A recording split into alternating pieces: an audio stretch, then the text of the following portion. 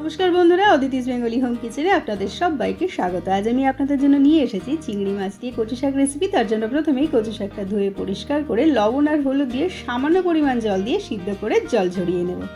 एबार कड़ाइते सर्षेर तेल गरम करे दिये दिচ্ছি शुकनो लंका, तेजपाता और पाँच फोड़न।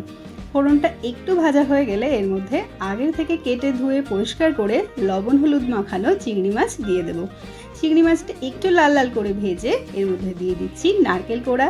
तारपर एकटू नाड़ाचाड़ा करे दिये दिচ্ছি आगे थेके सिद्ध करे राखा कचु शाक। एबार एर मध्य दिये देब लवण और हलुद। लवणटा किन्तु स्वाद अनुयायी देबेन, जेहेतु सिद्ध करार समय सामान्य एकटू लवण देওয়া ছিল।